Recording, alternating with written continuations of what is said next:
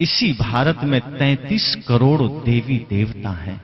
इसी भारत के हर चौक चौराहे पर कहीं हनुमान जी गदा लेकर खड़े हैं, किसी चौक चौराहे पर शिव जी त्रिशूल लेकर खड़े हैं, इसी भारत के कोने कोने में कहीं राम जी धनुष बाण लेकर खड़े हैं, कहीं विष्णु जी सुदर्शन चक्र लेकर खड़े हैं, कहीं मां दुर्गा 8 भुजाओं में हथियार लेकर खड़े हैं, कहीं इसी भारत के धरती पर हर जगह कहीं लक्ष्मी जी खड़ी हैं, धन बरसा रही हैं, कहीं श्री गणेश खड़े हैं, रिद्धि सिद्धि दे रहे हैं।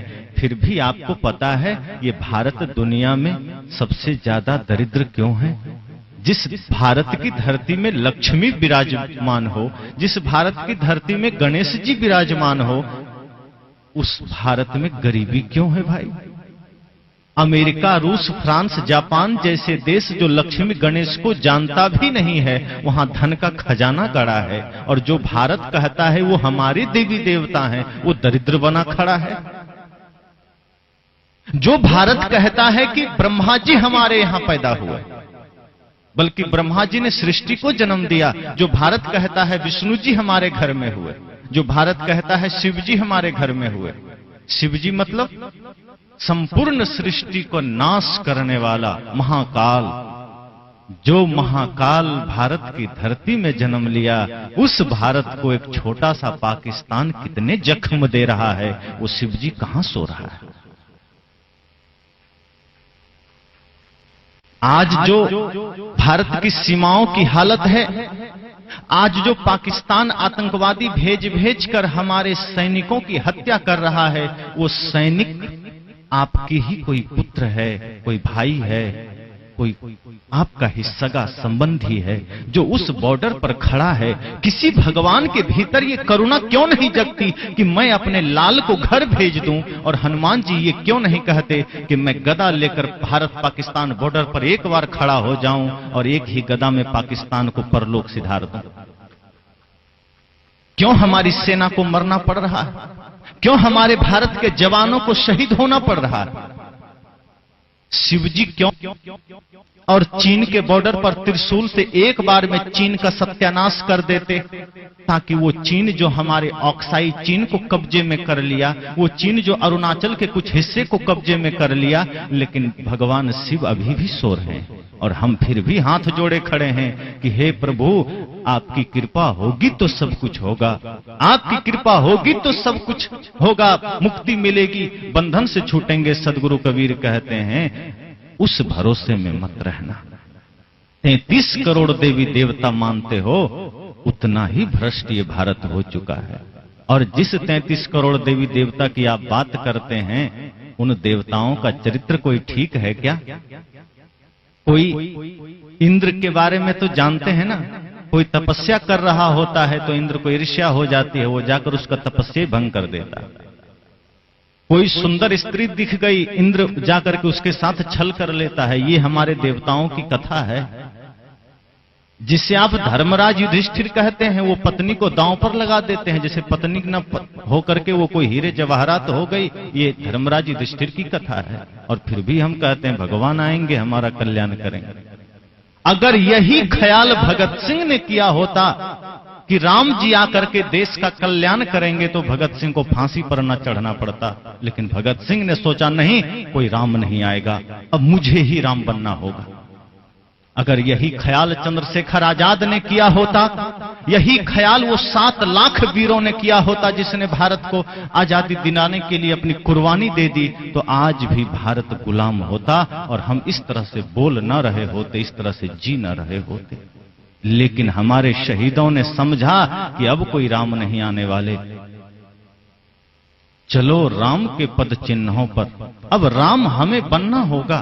चलो राम के पद चिन्हों पर अब इतिहास बदलना होगा।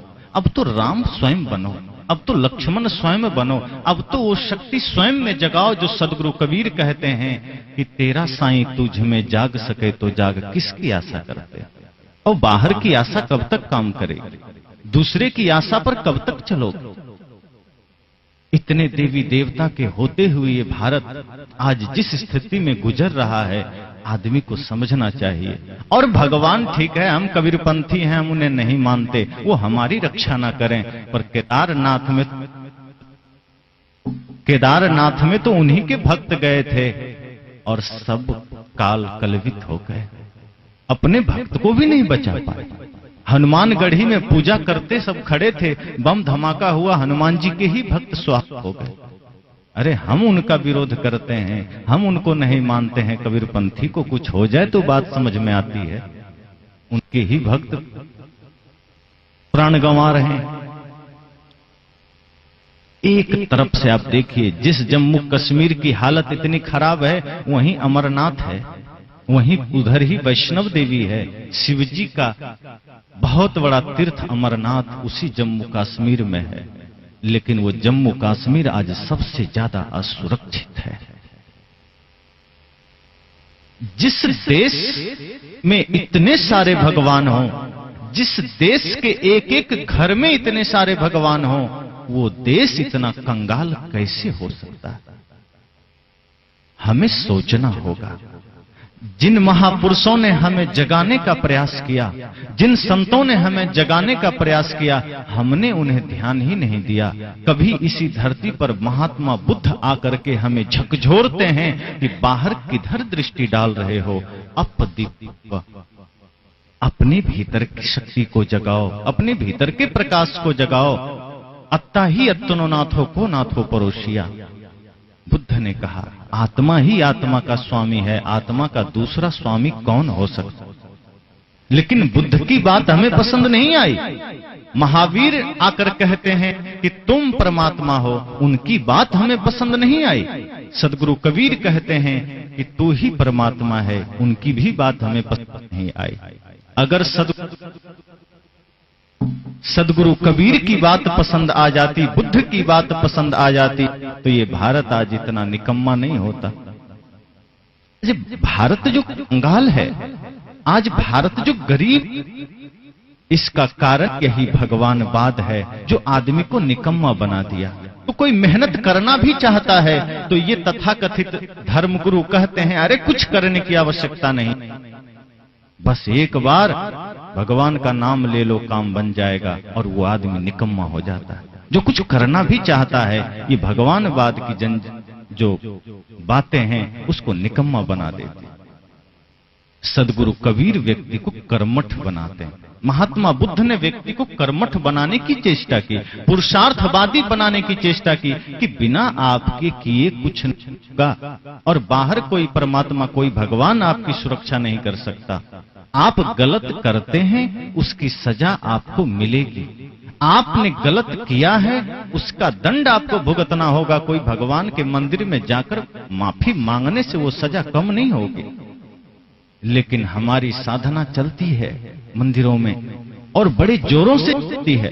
आज देखिए, बड़े बड़े मंदिर में पुजारियों की कोई कमी नहीं है, लेकिन जितने बड़े पुजारी उतने बड़े ठग, और जो जितना बड़ा ठग होगा वो उतने जोर से घंटी बजाता है ताकि बगल से गुजरते हुए आदमी को लगे कि ये बड़ा पुजारी है। जो पुजारी होगा वो दूसरों को दिखाने के लिए घंटी थोड़े बजाएगा। जब कोई नहीं होता है तो वही आदमी धीरे धीरे ओम नमः शिवाय बोलता है। वो आदमी धीरे धीरे ओम जय जगदीश हरे बोलता है, और देखता है दो चार आदमी की भीड़ आ रही है तो जल्दी जल्दी ओम नमः शिवाय शुरू हो जाता है, ताकि लोग समझ सकें कि बड़ा ध्यानी आदमी है, बड़ा भक्त आदमी है। लेकिन भक्ति है कहां? मुख में राम और बगल में छुरी।